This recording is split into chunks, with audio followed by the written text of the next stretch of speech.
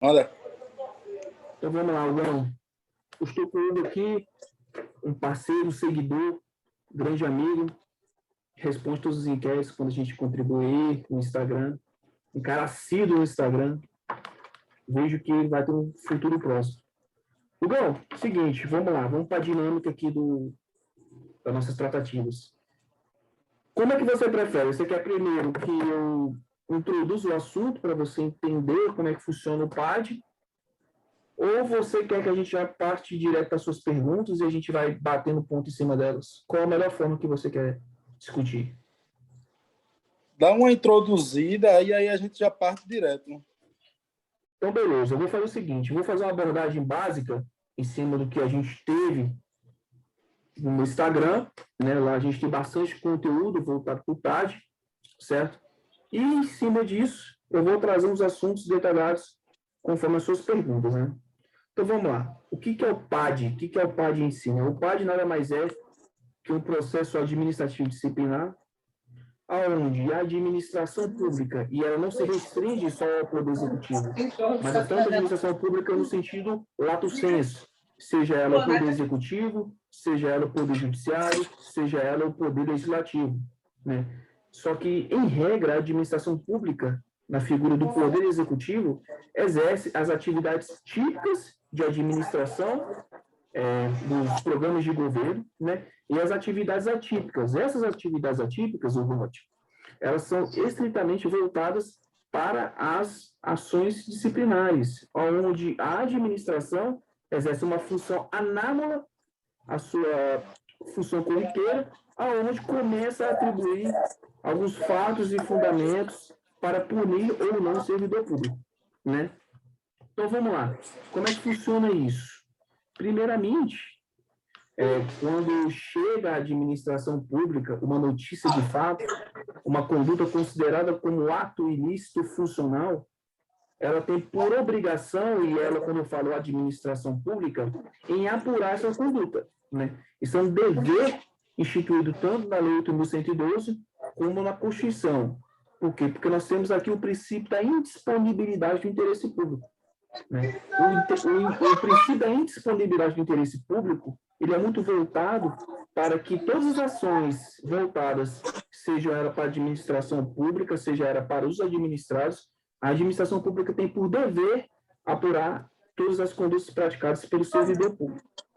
Então, esse é o principal ponto. O que você tem que ter em mente? A partir do momento que a administração pública tem ciência de uma conduta considerada como ilícito funcional, ela tem como dever apurar essa conduta, né? E dentro da disciplina, dentro da estrutura da função sancionatória do Estado, da administração pública, nós temos duas vertentes. Nós temos a primeira vertente voltada para a sindicância, que é um ato preparatório de investigação, certo? E nós temos aqui também a parte do processo administrativo propriamente dito, né? E aí você faz essas anotações aí que eu vou explicar com calma para você e detalhar bem minuciosamente acerca do que é um do que é outro, né? A sindicância, o Guedes, ela não vai estar na 8.112. Você não vai ver lá sindicância, né? A sindicância é uma construção doutrinária, tá? Quem capitaneia essa construção doutrinária é a Maria Zanella de Pietro e o Carvalho dos Santos Filho, né? Esses são os doutrinadores voltados para o direito administrativo que estudam um pouco acerca da sindicância administrativa, né? É Mas Carvalho vamos dos lá. Santos Filho? Carvalho dos Santos Filho, tá? Aí depois eu passo até depois para você lá no inbox lá do Insta, a referência bibliográfica para você consultar melhor. Mas vamos lá. O que é sindicância, né? A sindicância nada mais é que um procedimento preparatório, certo? Que se busca elementos de informação para uma suposta conduta ilícita funcional. Entendeu? É simplesmente isso. E a sindicância, ela ali no seu aspecto investigativo, ela se divide em duas partes. Nós temos a sindicância investigativa, que essa é uma sindicância sigilosa, né? Onde você não tem o contraditório nem a ampla defesa. Ali tem a característica do inquisitivo, é um caráter inquisitivo, onde a administração ela vai ali imprimir esforços para apurar se houve a materialidade e a autoria da conduta, certo? Mas até aí, é só administração pública ou já vai entrando na parte civil, por civil, ou ela monta busca pessoas, vamos dizer assim, dentro da administração pública, ou então da Polícia Civil, a Polícia Civil faz o inquérito ou não? É só Não, a aí, administração. até então nem envolve Polícia Civil. O próprio órgão, com seus servidores, ele vai, por meio dos seus servidores, buscar informações, seja por meio de ofícios, seja por meio de diligências internas, seja por meio de apurações, até da própria autoridade administrativa, para saber se houve ou não a conduta. E se houve realmente a materialidade e a autoria da conduta praticada como ilícita dentro da administração pública. Até então, nessa esfera administrativa, a gente não tem o envolvimento certo da Polícia Civil. A Polícia Civil é uma outra esfera, uma esfera penal, onde apura crimes, né? Volta lá para o direito penal. E, claro, depois eu vou até dizer para você que essas duas esferas acabam se comunicando num certo ponto. Porque durante o processo administrativo, se for verificado um delito na esfera penal, geralmente o presidente da sindicância, ele emite um ofício para a Polícia Civil ou para a Polícia Federal, a depender da competência do crime, né? Onde foi caracterizado o crime e a competência onde deveria ser apurado o crime, para fazer a investigação na esfera criminal. E ali é instalado um inquérito policial, que é por meio de portaria. Ele pode, inclusive, pegar elementos da sindicância ou do PAD para subsidiar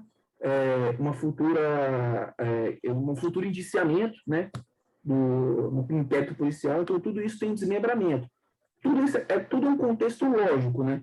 O que você tem que entender é o seguinte: nada impede que a administração pública requisite informações e auxílio da Polícia Judiciária, no caso, a Polícia Civil, para conseguir informações na esfera penal. Mas, até então, a gente está falando exclusivamente do ilícito funcional, onde o servidor público praticou ou não o ilícito, né?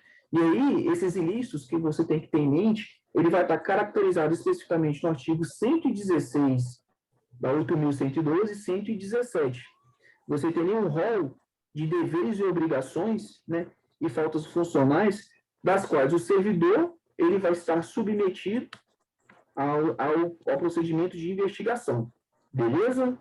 Então, vamos lá. Voltando um pouquinho para a sindicância, né? A gente falou que tem sindicância investigativa e a sindicância, que a gente fala de sindicância sancionatória. A sindicância investigativa, como eu te falei, ela é um procedimento inquisitivo, onde não tem contraditório ampla defesa. A comissão ela vai lá procurando, investigando todas as informações para saber se de fato está havendo ou não, se houve ou não ilícito funcional. Já na sindicância punitiva, sindicância sancionadora, a administração já tem documentos relevantes para caracterizar o ilícito funcional, só que esse ilícito funcional ele é uma penalidade de gravidade leve, ou seja, é uma penalidade leve que pode ser punida de advertência até suspensão de 30 dias, não superior, até 30 dias. Então, você tem ali uma possibilidade na sindicância punitiva fazer uma advertência ao servidor público, certo? Ou puni-lo com 30 dias de afastamento do cargo.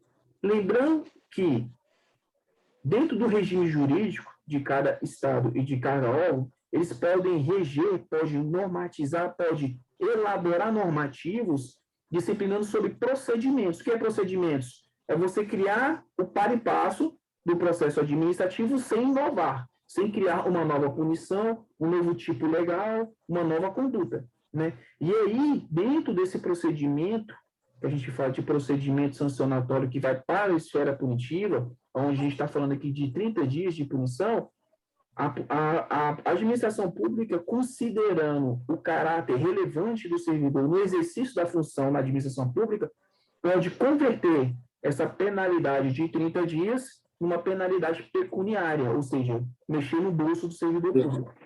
Entendeu? Por quê? Porque a atividade dele é tão essencial na administração pública que ele não pode ser afastado por 30 dias, né? E aí a administração pondera essa questão e fala o seguinte: em vez de eu te afastar do cargo por 30 dias, vou te aplicar uma pena pecuniária estipulada pelo órgão, onde ele vai cumprir essa pena pecuniária e pode ser, inclusive, ele tem que aceitar essa penalidade, ela pode ser também fracionada durante o seu cumprimento ali, que ele recebeu do seu salário. Entendeu essa primeira parte? Entendi. Agora, vê só. Passou dessa suspensão de 30 dias. Já passa para a questão da investigação? Ou é outro tipo de penalidade? Ou aí Não, já é aí, uma coisa mais séria? a partir do momento que ele cumpre os 30 dias, não tem mais penalidade. Ele cumpriu a penalidade, ele volta para o cargo normal e exerce a função Certo. novamente. É como se tivesse zerado o processo. Mas é o que eu estou dizendo. Se a punição dele for maior do que 30.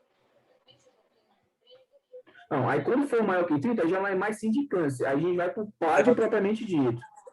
Ah, massa, massa. Beleza. Porque o PAD é o seguinte, o PAD, ele exige do servidor público, tanto do servidor público como da administração, um procedimento mais elaborado, mais detalhado, onde vai ter ali a manifestação do servidor público, vai ter o ato de indiciamento da autoridade administrativa, onde vai falar qual foi a conduta praticada, o que foi investigado, quais foram as informações que foram apuradas durante o processo de sindicância, ou até mesmo durante o processo administrativo, entendeu? E após o ato de indiciamento, o servidor público ele vai apresentar uma defesa prévia, que é a defesa, como se fosse uma contestação, entendeu? Onde vai apresentar uma defesa prévia apontando quais foram os pontos que ele entende que, de fato, não pode ser punido, entendeu? E, inclusive, indicando provas, né? Esse momento da defesa prévia, o Guedes, é o momento em que o servidor público, ele, além de fazer sua defesa técnica diante das supostas condutas praticadas, imputadas a ele, ele tem que, inclusive, indicar provas. Por quê? Porque durante o processamento do PAD, a comissão processante ela vai avaliar todo esse contexto que o servidor trouxe em sua defesa, certo? E vai avaliar, que é um critério discricional da administração pública, se os pedidos de produção de provas dele são viáveis ou não para o caso que está sendo analisado. Ou seja, além dele responder todos os quesitos quanto ao termo de indiciamento, que é o ato formal, onde fala que o servidor está sendo rotulado como acusado, e ali ele figura como uma figura de acusado, ele passa da figura de acusado para a defesa prévia, onde vai elaborar sua defesa propriamente dita, certo? Respondendo todos aos questionamentos inerentes ao termo de indiciamento e, consequentemente, já indicando as provas que pretende produzir, né? Basicamente, é isso. Ele faz... Então, nós temos a sindicância, certo? Da sindicância, se a penalidade for de advertência ou de 30 dias, morre na sindicância o processo. Se o processo for de penalidade média a grave, vira um procedimento administrativo disciplinar e aí segue o processo no seu rito comum. Vamos lá, discutir essa questão que é muito importante. Depois que é virado o processo administrativo, você tem ali um momento em que há, em regra, termos de oitiva. O que é termo de oitiva, Flecha? É o seguinte, a administração, a comissão vai chamar o servidor público para falar o seguinte, me fale sobre tais pontos. E aí, a comissão vai elaborar uns quesitos, umas perguntas para o servidor público, certo? Que está sendo objeto de apuração, e vai falar o seguinte, o que você pode dizer sobre isso? Houve desvio de recurso público? Houve infração funcional quanto ao abuso de autoridade, um abuso de competência? Você seguiu os regramentos da secretaria tal ou da secretaria outra? São todos esses fundamentos que vão ser debatidos dentro do PAD, isso no momento de depoimento, né? A administração pública vai levar esse consideração esse depoimento e, consequentemente, vai lavrar, como eu já disse antes para você, o termo de indiciamento. O termo de indiciamento é como se fosse uma denúncia na ação penal, onde ele vai falar, como eu tinha falado antes para você, qual foi a conduta praticada, ele vai falar a materialidade do crime e vai falar da autoria, que no caso é o servidor público que está sendo indiciado. Certo? Flecha, quanto tempo que demora esse procedimento? Em regra, Era, Hã? Pode falar.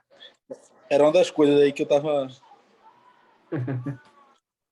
Então, assim, qual é o prazo para o processamento do PAD? Em regra, Hugão, é de 60 dias, prorrogado por mais 60. Né? Esse é o tempo que a comissão tem para processar o PAD. Mas nós temos entendimentos formulários do STJ que fala que, pelo alongamento da extensão do processamento, ou seja, da instrução do processo, por si só não gera uma nulidade do PAD. Por quê? Porque, às vezes, o PAD pode ter muitos indiciados. Às vezes, um determinado fato dentro da administração pública pode haver vários servidores públicos que praticaram atos ilícitos, sejam eles de forma isolada ou em conjunto. E isso, por si só, demonstra uma dificuldade para a administração no processamento de todo esse procedimento administrativo. Porque são vários acusados, são várias provas, são vários oitivos, são vários testemunhos, são muitas pessoas que têm que ser ouvidas. Então, geralmente, esses 60 por mais 60 não são suficientes para a administração pública conseguir processar o PAD. Então pode haver vários réus dentro de um PAD. Pode, porque, em regra, quando há vários réus, eles cometeram o que a gente fala dentro do direito penal de limiano subjetivo. O que é limiano subjetivo? É o concurso de pessoas aonde cometeram o mesmo delito. Então, por exemplo, o chefe era o captador de recursos, o subordinado era o articulador administrativo dentro da organização criminosa, o outro subalterno era o que levava e trazia informações do órgão para os parlamentares ou para outras empresas ou para outras pessoas fora da instituição. Então, quando você tem todo esse complexo de atos que se formaliza dentro de uma conduta criminosa, seja ela na esfera administrativa ou seja na esfera criminal, ele é todo apurado dentro do PAD, porque há uma conjuntura dos atos no qual desencadeia numa infração administrativa. Você consegue entender? Então, assim, são vários atos praticados que voltam para um objetivo comum, que é da organização criminosa, dentro de uma associação criminosa, dentro de um concurso de pessoas da administração pública. E isso, por si só, já gera até uma grande demora do processamento do PAD. Entendeu? Aí vê só. Vamos dizer que teve todos esses réus. Caso seja dado uma pena, a pena é a mesma para todos eles? Depende. Essa é a parte final, né? Por que depende? Então, beleza. Por que depende? Porque no ato de indiciamento, ele vai apresentar a defesa, 60 dias, o relatório é elaborado em 20 dias e vai para a decisão da autoridade administrativa. Depois do relatório conclusivo da comissão processante, esse relatório é remetido para a autoridade administrativa, julgadora, que ela vai analisar em 20 dias se há ou não, realmente, se ele concorda ou não com todas as questões apontadas no PAD. E ele pode, inclusive, não concordar com o parecer da comissão e falar assim, não concordo, mas ele tem que motivar por conta disso, por conta de prova dessa, por conta dessa situação, por conta dessa interceptação telefônica, por conta disso, por conta desse print, por conta daquilo. São várias as vertentes que a autoridade julgadora pode atacar, entendeu? Tanto concordando com o relatório de processamento da comissão, como não concordando.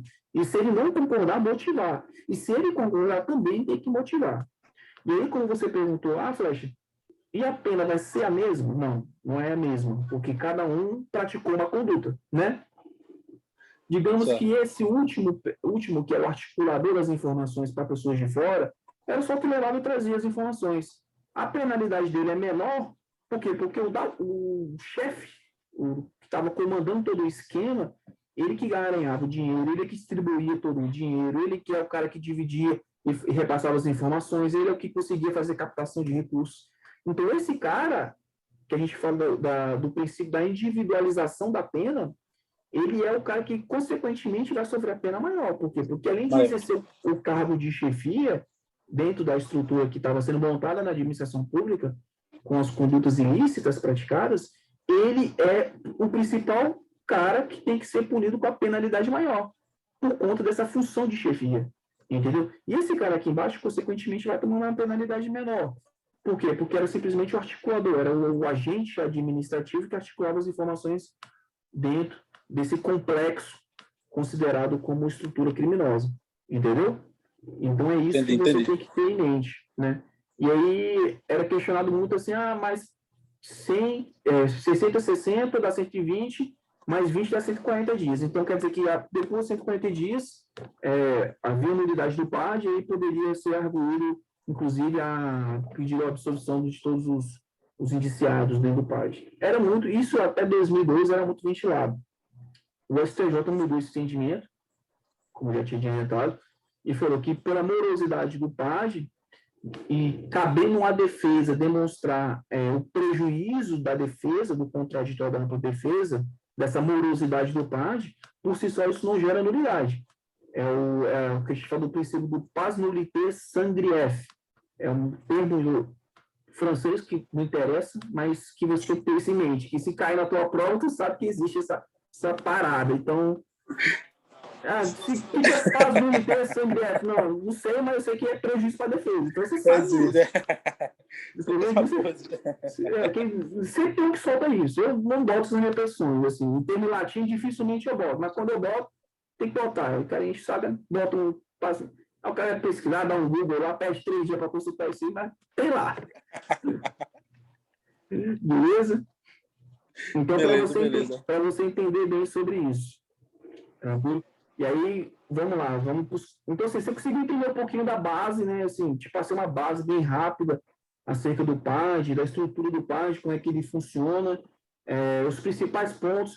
E aí, eu vou deixar até voltar um pouquinho para você entender que na Constituição do PAD, você tem várias fases dentro da Constituição do PAD, que Constituição da Comissão, que os membros da Comissão do PAD têm que ser todos servidores públicos estáveis, não pode ter servidor público em estágio probatório, entendeu? Tem que ser todos estáveis, entendeu? Tem que ver o termo de abertura dos trabalhos do PAD, que é o termo inicial do PAD também, entendeu? Nós temos que ter a portaria que instituiu a comissão do PAD. Então, todos esses procedimentos, ele está no último 112, certo?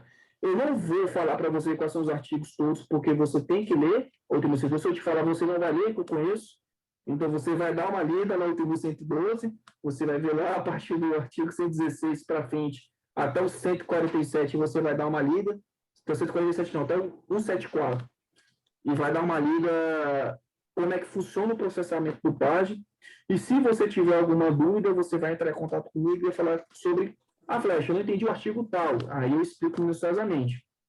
Mas você tem que entender o seguinte, que dentro da estrutura da Constituição do PAD nós temos a portaria de instauração, que é pela autoridade competente. Lembrando, autoridade competente. Se não for incompetente, também cabe uma nulidade quanto à abertura do PAD.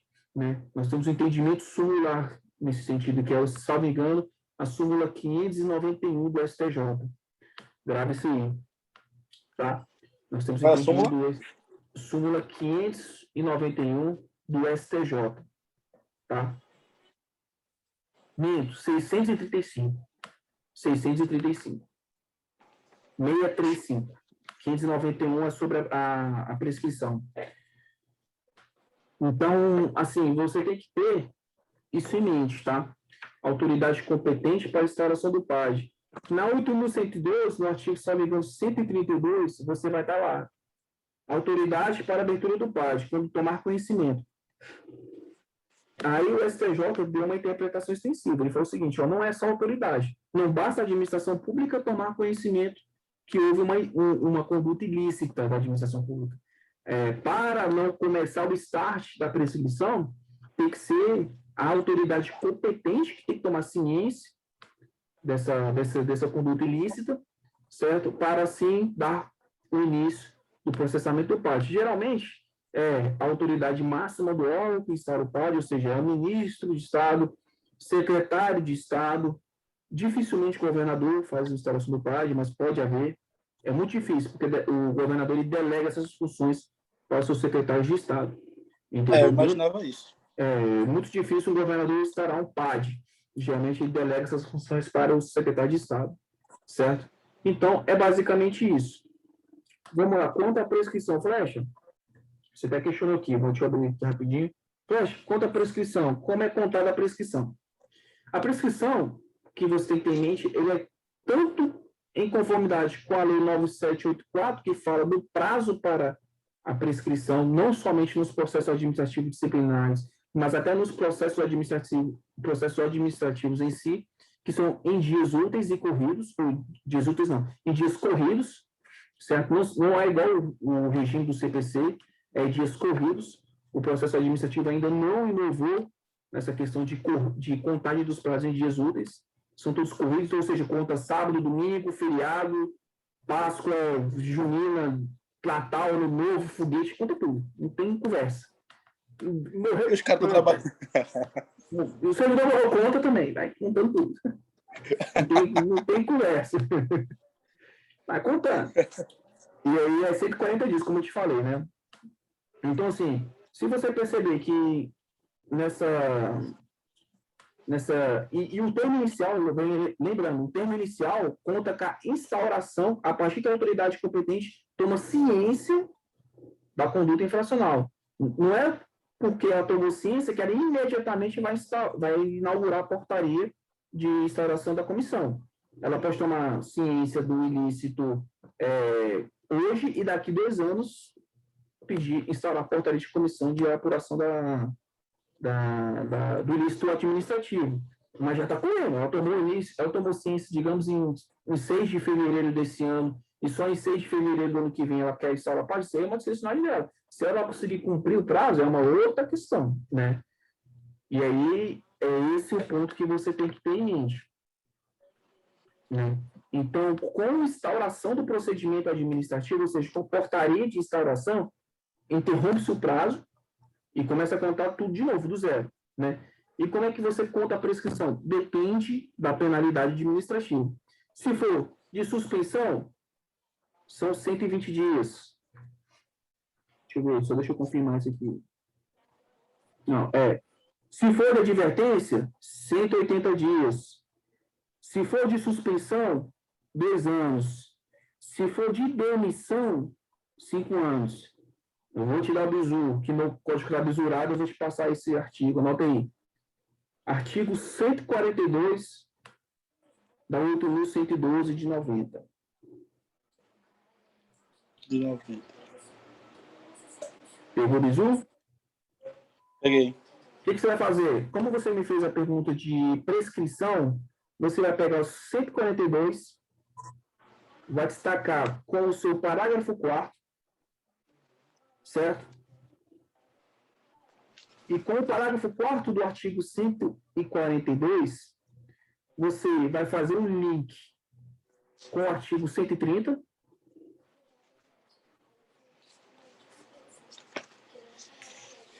Pegou? 142, parágrafo 4º. Fazer um link com o artigo combinado, aí você bota assim, combinado com o artigo 132.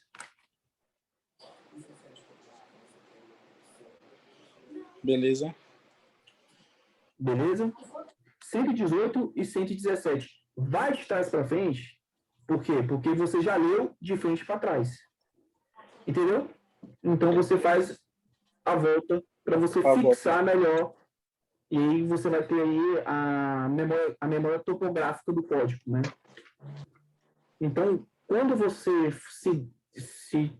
chegar nessa situação de prescrição e você avaliar um processo administrativo, você vai olhar o seguinte: o que eu vou ter que olhar? Quando ele foi instaurado? Interrompeu o prazo. Interrompeu o prazo, conta. Qual é a penalidade? Agora, já que interrompeu o prazo, qual é a penalidade? A penalidade é de advertência? É de suspensão ou é de demissão? Corre por 142. Olhou, não, é de advertência. O PAD foi instaurado. O PAD foi instaurado, passou 140 dias, passou 2 anos, passou 3 anos, prescreveu. No 3º ano prescreveu, você pede a prescrição e arquivamento do processo. Beleza? Beleza. Então vamos para a segunda pergunta, meu parceiro. Quais os ilícitos devem ser apurados por PAD? Em regra, todos. Tudo que é considerado como ilícito ou em regra, apurado pela comissão processante do PAD, que nós temos as comissões processantes permanentes do PAD, que depende de cada órgão da administração pública, e nós temos os órgãos que são constituídos de forma ad hoc. O que é ad hoc? Naquele ato é constituído para o processamento do PAD. Então, você tem essas duas situações. E você tem uma terceira situação. Quando as condutas são meramente éticas, que é aquela conduta correcional praticada pela administração pública, aliás, praticada pelo servidor público, a administração pública chama o servidor público, traz para a comissão de ética, que existe um decreto, do qual eu esqueci o número no Estatuto do Campeonato, um decreto federal do que fala que todos os órgãos da administração pública têm que ter as comissões de ética. Essas comissões de éticas, ela nada mais é como se fosse um centro de conciliações, das quais faz a interlocução entre os servidores públicos e, se durante esse processamento das comissões de éticas há uma possibilidade de um delito administrativo considerado de natureza grave, aí remete todos os autos para a comissão processante para se instaurar um PAD. Então, você tem aí essas três vertentes na administração pública. As comissões permanentes de PAD, as comissões que são criadas para uma determinada situação de processamento, considerado como caráter ilícito, e nós temos aí as comissões de ética dentro da administração pública, que é aquelas das quais o servidor público é submetido a um regime mais tranquilo, mais calmo, onde a administração pública vai apurar se houve ou não uma conduta mais leve, ele traz uma interlocução com o servidor público, e em regra saem umas advertências que são anotadas nos assentos funcionais. Lembrando uma coisa, todas as penalidades aplicadas ao servidor público, elas são registradas nos assentos funcionais do servidor público.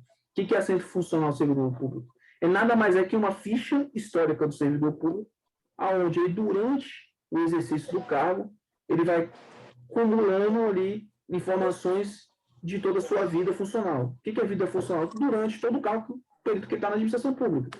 Se ele entrou com Isso pode implicar depois?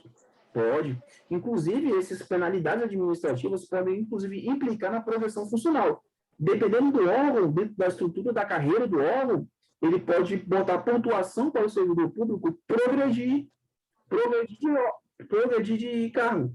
E aí, de nível, no caso, né, de cargo não, mas de nível. E aí, dentro dessa progressão, ele pode obstar o nível dele por conta de um registro dentro dos seus assentos funcionais, que ali pode ter uma PAD, que teve uma conduta ali inidônea, e a administração pública atrasa, como podemos dizer, atrasa a vida dele contra a progressão do cargo.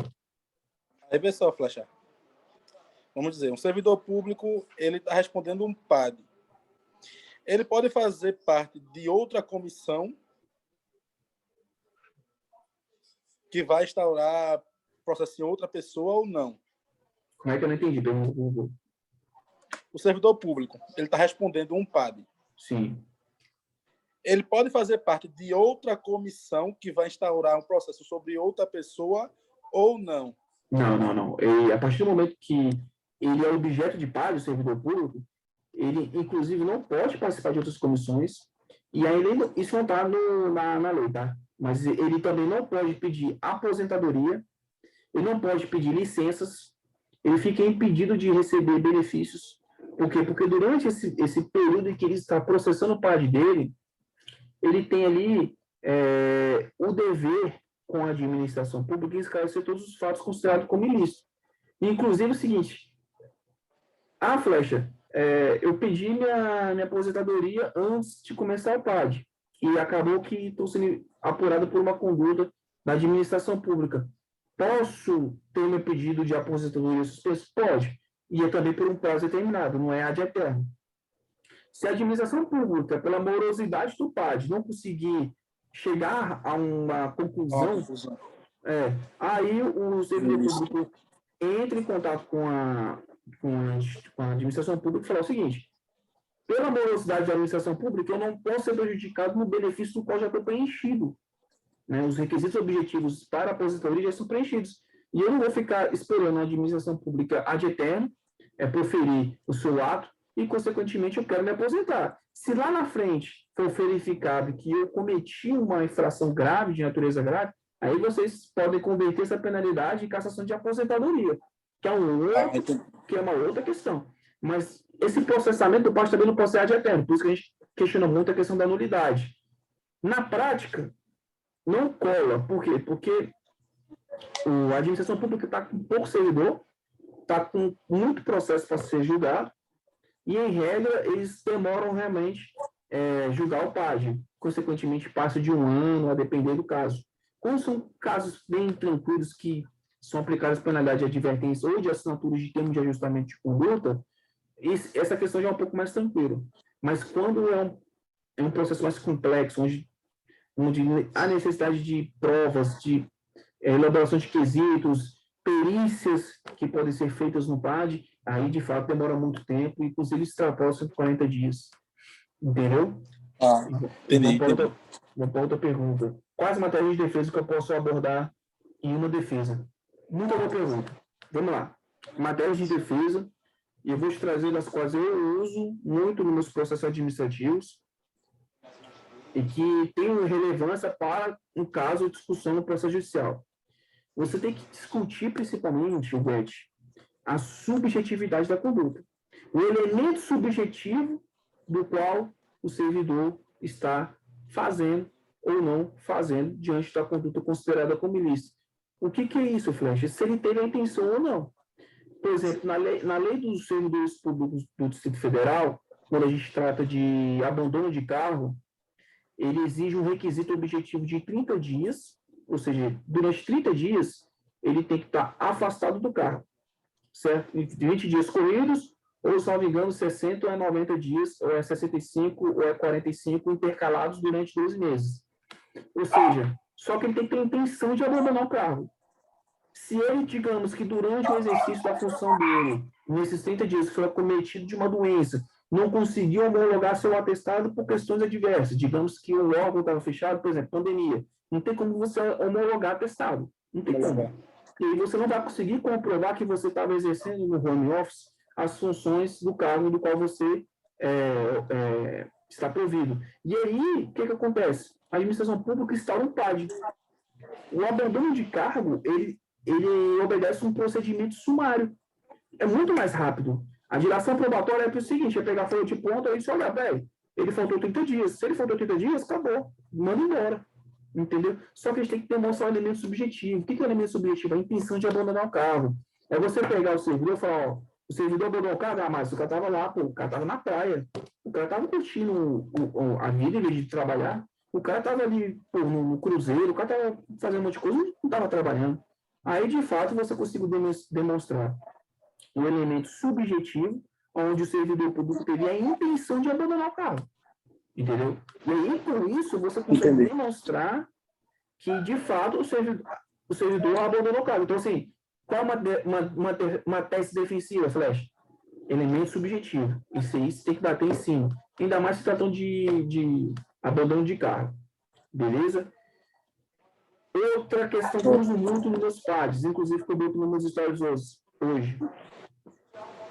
Pareceres contraditórios.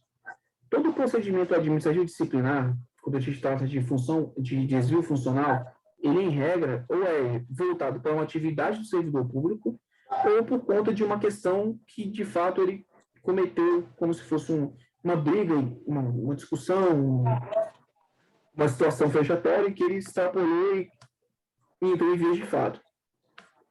A 8.102, quando trata dessa questão, ela é muito voltada para o elemento probatório. Ou seja, Flecha, se eu agredi alguém, eu tenho como demonstrar como é que foi a situação? Tem. Beleza, com provas testemunhais. Agora, quando eu estou exercendo o cargo, por exemplo, sou parecerista, o meu parecer, ele foi de acordo com um determinado projeto, só que a autoridade administrativa entendeu que não. Aí, vai fazer análise, digamos que você cometeu, de fato, um erro grave dentro do processo, uma análise do seu processo, e foi remetido isso para o PAD, para uma apuração de sindicância. Se nessa sindicância vê que foi um erro grave, que, poxa, o Gão aqui estava claro, é só olhar na lei que, de fato, ele não podia ter aprovado esse projeto, ele não podia ter aprovado o plano de trabalho, era só ele olhar a normativa do órgão, não precisava ele fazer nada mais disso. Aí, de fato, você caiu aí, né, no ilícito funcional. Mas se você conseguiu comprovar e fundamentar que o seu estudo ele está embasado dentro de uma argumentação técnica, tudo respeitando os requisitos do órgão, a gente faz sempre em contrariedade com o despacho do seu chefe, com a decisão do seu chefe. E aí, essa contrariedade, você pode arguir dentro do PAD, onde você fala que você é um agente com informações técnicas, com formação, inclusive, no cargo do qual você exerce, que consegue ter elementos de informações, tipo convicções, do qual são voltados para os elementos estritamente técnicos. E, em cima disso, você consegue aí arguir uma defesa mais sustentada do servidor público. Pessoal, todo contrato, seja ele convênio, uma licitação, beleza? Sim. Tem que ter o fiscal do contrato. Massa? E, vamos dizer, uma empresa de engenharia que vai fazer uma ponte, um viaduto, enfim. O engenheiro vai lá, tal, não sei o quê. A equipe vai lá, a equipe de solo também vai lá, diz que não, dá para fazer. Só que aí vem, finalizou a obra, tudo certinho, o fiscal do contrato vai lá para analisar, para ver se está tudo como foi fechado o contrato. Não estando, faltando algo mínimo, vamos dizer. Sei lá, uma faixa, uma marcação, algo mínimo. E lá na frente venha dar alguma implicação. Esse fiscal do contrato, ele responde? Depende. Porque é o seguinte, é isso que eu estou te falando, de pareceres contraditórios. Se você, no primeiro momento, na sua análise técnica, você demonstrou a viabilidade e, durante a execução, o fiscal também atestou pela viabilidade, ele concordou com as informações que você apresentou durante a execução do projeto. E lá no final, ele falou, o seguinte, está faltando isso, isso e isso, e por conta disso você vai responder o processo administrativo disciplinar. Só que é o seguinte, vamos lá, aí dos pareceres contraditórios, você lá atrás afirmou que a execução estava perfeita, que eu estava seguindo o convênio, o projeto da forma correta. E quando fui entregar a obra, você falou que eu não consegui cumprir com os requisitos do edital, com o requisito do plano de trabalho. Como é que fica na situação? Eu vou responder por conta de um erro que você deveria ter observado? A gente fala de dever de cuidado, dever da cautela? Não, entendeu? Aí quem responde perante o órgão é o próprio fiscal. Se lá, dentro desse elemento informativo, o fiscal demonstrar que o seu relatório está consubstanciado no estudo técnico, aí, consequentemente, ele vai chamar você juntamente para o PAD e lá, dentro do PAD, dissolver essa informação. Mas aí que a gente volta para a primeira tese defensiva. Existe a intenção de prejudicar? Ele trouxe prejuízos para o erário? Então, todas essas informações, elas se comunicam dentro do PAD. E é aí que o advogado tem que trabalhar muito bem isso. Porque se ele não souber trabalhar as informações técnicas do parecerista, juntamente com as informações conclusivas do PAD, e confrontar isso dentro do processo administrativo disciplinar, consequentemente, ele pode trazer prejuízo à defesa do servidor público. Massa. Agora, mesmo caso, beleza? Só que aí esse viaduto, essa ponte, ela desaba. E seguiu tudo certo. Uhum. Mas aí ela veio a desabar por algum motivo. E o fiscal, ou o servidor, o engenheiro que estava nesse montante, a empresa, ou o governo em si, o Estado, ele tem culpa? Ele vai responder, o fiscal ou alguém vai responder por essa questão? Depende, né? Depende. Primeiro que no estudo da responsabilidade tem a responsabilidade objetiva. Quem responde primeiramente é o Estado. Né? O Estado. O artigo 37, parágrafo 6 da Constituição, ele trata da responsabilidade civil do Estado quanto aos danos inerentes a terceiros. Né? Quem responde primeiramente é o Estado. Na ação regressiva do Estado contra o servidor público, ele vai apurar primeiro no processo administrativo quem foi o que causou uma suposta falha na medição, falha de cálculo, ou se de fato foi um erro da administração em não ter fiscalizado e ter feito a manutenção do viaduto, entendeu? Todos esses fatores eles são inteiramente importantes para um deslinde do PAD, ou seja, para saber se de fato o servidor público cometeu ou não um ilícito administrativo. Porque a gente aí, nesse caso, pode falar. Aí, nesse caso, também a gente pode usar o parecer contraditório, essa linha de defesa, ou então o elemento subjetivo, a questão da matéria, não é isso? É isso que eu estou te falando. Assim, são os principais teses que eu utilizo nos pares, porque, em regra, é o que chega para mim. Né? Por exemplo, tem um servidor que falou uma vez aqui cometeu um ilícito administrativo de falsificação de documento. Né? Essa questão é muito mais subjetiva. Ela teve a intenção de falsificar um documento. Né? E para desmontar isso, tem que fazer um exame pericial. E o exame pericial é muito arriscado, porque, consequentemente, ele vai confirmar que houve falsificação do documento. Então, o que eu posso utilizar numa tese defensiva? Eu posso utilizar dentro do processo administrativo pedidos probatórios para dilatar o processo e aí, consequentemente, na frente pedir uma nulidade, que também é muito difícil de colar, mas pode colar. Mas é aquela questão, elemento subjetivo, ou seja, às vezes até na falsificação de assinatura, no caso dessa nossa cliente, ela estava sendo coagida. O esposo não estava deixando ela sair de casa, então ela não tinha como sair de casa para ter a assinatura do atestado para conseguir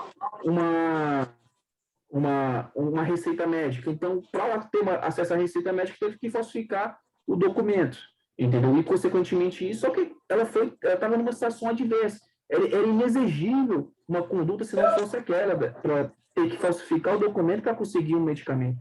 Entendeu? E tudo isso, esse contexto, a gente tem que trazer todas as informações para o processo administrativo para motivar e comover a autoridade julgadora a entender que, de fato, não haveria outra possibilidade da servidora pública senão ela ter que fazer aquilo. Não estou falando que falsificar um documento é certo, mas que diante daquela situação de enclausuramento, todo mundo preso em casa, pandemia, ela tem a necessidade de ter acesso aos medicamentos psicotrópicos. Não tinha outra conduta a não ser fazer essa. Entendeu? E a gente quebrar a questão do elemento subjetivo da intenção de querer falsificar um documento, mas, consequentemente, isso pode repercutir na esfera penal.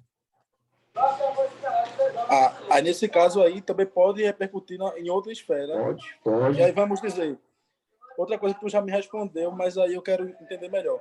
Perfeito. As duas esferas podem andar juntas e a decisão de uma pode anular a outra? Pode. Anular não, depende. O único momento em que a esfera penal ela implica diretamente na esfera administrativa é em duas situações. Ausência de autoria, anota aí, ausência de autoria ou inexistência do fato. Esses são os dois únicos possibilidades em que o servidor público, que a esfera penal vai repercutir na esfera administrativa. Por que você fala isso, Flecha? Porque é o seguinte, eu vou pegar agora aqui para você o artigo da UTM 112. Estava com a minha mão aqui esse artigo. Mas vamos lá. Isso, porque é o seguinte, quando você consegue comprovar a inexistência do fato na esfera penal, o fato não existiu. Ou seja, o ilícito administrativo também não existiu. Então, não há que se falar no processo administrativo uma condenação do servidor público. Entendeu? E Entendi. Ausência de autoria. O servidor público não praticou aquele ato considerado como ilícito administrativo ou ilícito penal. Se ele não praticou, por que ele está respondendo o PAD? Então, é uma implicância na esfera administrativa penal que repercute na esfera administrativa. Mas lembrando, uma coisa que tem que ser bem trabalhada no processo penal. Você tem que botar isso, o juiz registrar na sentença que foi por esses dois motivos, ou por um ou por outro. Ou por inexistência do fato, ou pela negativa de autoria. Entendeu? Ou pela negativa de autoria ou pela inexistência do fato. Ah, não, as provas do processo criminal entendem que não foi o servidor que praticou o ilícito administrativo. Não, isso não quer dizer que então não praticou na esfera administrativa. Por ausência de provas, não é um elemento objetivo da UTM 112 que fala que ele não vai responder administrativamente, ou seja, ele vai responder administrativamente. Então, você só tem dois requisitos objetivos: inexistência do fato ou negativo de autoria. Beleza? Ótimo. E aí repercute na esfera administrativa. Fora isso, as duas podem... Inclusive, a esfera penal pode até terminar primeiro que a esfera administrativa. Pode... Nesse caso, ele pode condenar primeiro. Aí vamos dizer, condenou na esfera criminal. Vamos dizer, aí ele vai se tornar um réu preso. O padre ainda continua no decorrer. Continua. Mesmo ele preso. Digamos que ele foi preso preventivamente.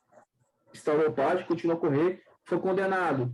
Lá na sentença, o juiz fala, ó, porque pode haver o seguinte, o juiz pode falar, ó, mesmo ele recurso, ele pode exercer os cargos, dependendo do regime que ele for condenado, semi-aberto, ele pode continuar na administração pública. Mas quem cabe a julgar isso é a administração pública. Por quê? Porque você tem, além da penalidade considerada como penal, tem que estabelecer essa repercussão penal, ela vai ter no exercício do cargo nas funções administrativas. Ou seja, por exemplo, você é um policial, você é preso por roubo. Aí o juiz condena você pelo crime do artigo 157 do Código Penal. Muito dificilmente a população vai expulsar você. Você vai ser condenado administrativamente à expulsão do cargo de PM. Então, dificilmente você não vai conseguir manter o cargo. Beleza? Beleza. Entendi. Pegou a visão? Peguei. Aí, vê só. Administrativamente, pode-se usar a tese que incriminou, que julgou no criminal? Pode. Então, você usar, a gente até falei no postinho, prova emprestada. Salvo engano, a súmula 511, não lembro agora de cabeça, fugiu a súmula. Mas você pode pegar a prova emprestada do processo administrativo e usar no processo criminal, para subsidiar uma condenação. Então, isso pode repercutir, sim, na esfera penal. E vice-versa também, tá? Interceptações telefônicas utilizadas no processo criminal também podem ser usadas no processo administrativo. Ótimo. Pronto. Pegou? Beleza. Então, fechou, meu patrão? Mais alguma dúvida? Não, só essas mesmo. Qualquer coisa, se for surgindo, aí a gente vai tirando. Vou ler lá os artigos. E aí, qualquer coisa que surgir, eu chego lá no Instagram e flecha aí, ó. Tô com essa dúvida. Me ajuda aí. Beleza? Vou fazer um stories aqui agora aqui com a gente. Beleza, manda aí. Eu vou fazer agora aqui ao vivo, um stories. Eu vou falar que a gente está até agora labutando, enquanto a galera está descansando. E você ir colhendo os frutos amanhã. Então vai começar aqui, ó. Deus quiser, irmão. Tamo junto. Fala, galera, boa noite. Tá eu aqui. Peraí. Fala, galera, boa noite, beleza? Tá eu aqui, o Gão, meia-noite praticamente, que na mentoria dos 45 minutos da Semana do Padre, né? O Gão aí, ó, garotão. Tamo junto. É um prazer estar aí. Agora. E aí, buscando o seu futuro. E aí, o que você tá buscando para você? Vamos nessa, galera. Uma boa noite. Até mais. Tchau, tchau. Tchau. Aí o Gão, moleque. Então é isso, irmão. Gostou? Gostei, irmão. Gostei. Sanei várias dúvidas. Que bom, vai. Fico feliz. E vamos aí atuar nos padres, né? Tamo junto, irmão. Tamo junto. Conte comigo, você sabe disso. Irmão. Você sabe que a gente qualquer aqui coisa... Estamos colados e vamos junto aí até o final. E que eu puder te ajudar aí, você pode contar comigo, viu? Você sabe disso. Beleza. Qualquer coisa eu chego lá. Flecha, olha. Me ajuda aí. Tamo junto, irmão. Deixa eu só salvar só os stories aqui. Mas, irmão, prazerzão. E a gente aí vai falando. Beleza, irmão? Foi um prazer, irmão, também. Qualquer coisa, já sabe, né? É nóis, pode irmão. falar. Boa noite, até mais. Tchau. Boa noite, tchau.